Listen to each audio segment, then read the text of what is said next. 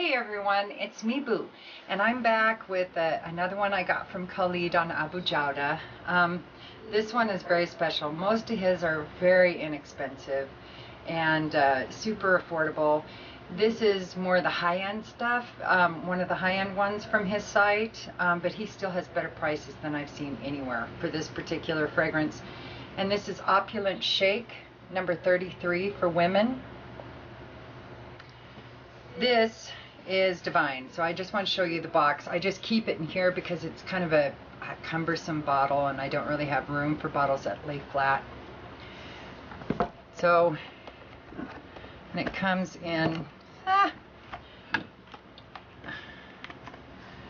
comes in this little holder. You can see that. It's kind of cool. It'd be good to hold glasses in or something if I wore them. Sunglasses, I guess. But I use it to hold my bottle. And this is like a scimitar. They call it a kunya, something like that. But it's basically a scimitar. It's supposed to be a dagger that resembles the curves of a woman's body. And I think they nailed it. The top of this is just crazy pretty. The whole thing, the presentation. You know, sometimes somebody commented in the comments that sometimes the bottles are kind of tacky. Some of the Middle Eastern perfumes, they're right. Sometimes they are. But most of the time they get it right. And the packaging is divine. Now this one is, I think, completely unisex. It actually reminds me a lot, I just have a decant here, of Creed's Sublime Vanille.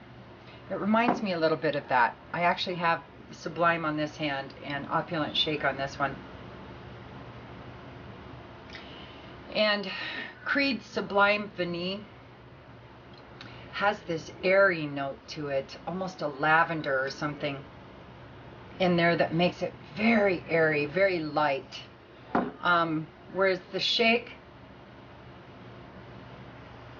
it's really light as well, but it has some incense or something in there that grounds it a little more than the Sublime Vanille. But they remind me of each other. Not completely, but there's definitely some similarities, like the vanilla that's used. I think they both use this very light vanilla. This is a light fragrance, which I will admit disappointed me a bit. I had gone through a couple of samples, well, more like decants, and I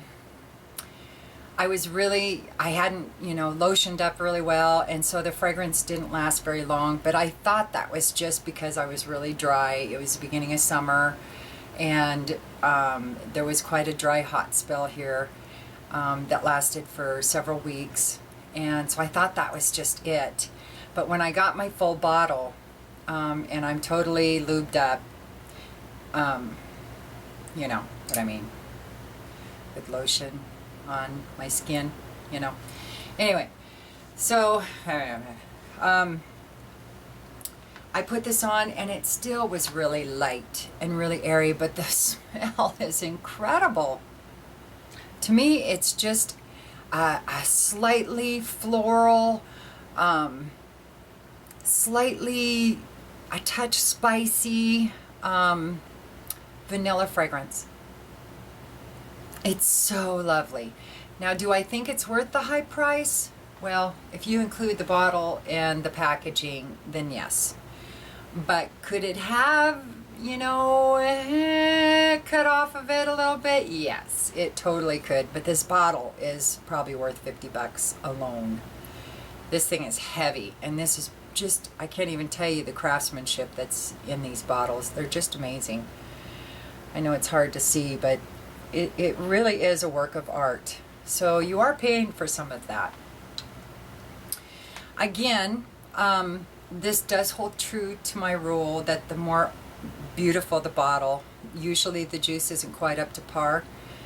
This is good juice, but if it wasn't for the bottle, I don't think it would be as popular as it is, because the fragrance is really nice. I really actually love it, and I do wear it a lot.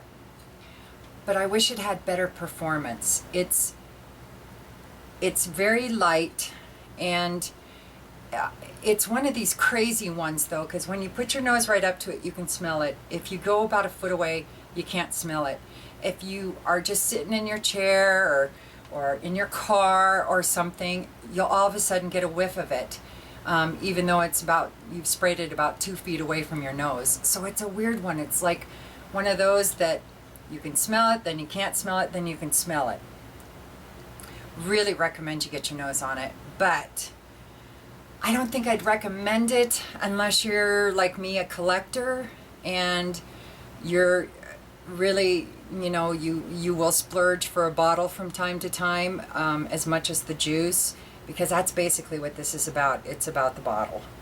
But the juice is very nice. Now I'm dying to try some of the men's fragrances. I'm gonna get some decants from Khalid at Abu Jauda and try some of the other line from this Opulent Shaikh, because I've heard that the men's actually perform much better than the women's. I haven't tried the chic yet, the women's chic, but I totally plan on it. Love it. This is one that, just because of the spendiness of it, I don't wear during the day to work out, whatever. I wear it at night, but it's one my husband can't even smell. So I wear it for myself. And I usually wear it for a little more casual settings at night. If we're going to go do something really special, then I'm going to grab one of my other heavy hitters and leave my light baby in its little coffin. So I'll tell you what's in it. I'm going to go with the pictures. It is tonka, musk, vanilla, rose, sandalwood, heliotrope, iris, angelica, bergamot, coriander, and peony. Other people say, for the most part, that it's very long lasting. It's heavy to enormous.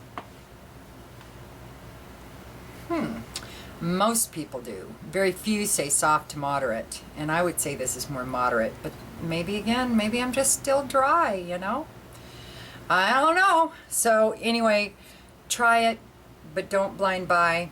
Definitely check it out first. But if you do end up buying it, check it out at Khalid's store, Abu Jauda, because he has the best price of everything that I could tell. Every place I saw it sold, he had the best price for the most part. So anyway, I really enjoy it, and I don't think anybody says it smells similar to anything. No. So anyway, that's about it for me, and I'll talk to you soon. All right.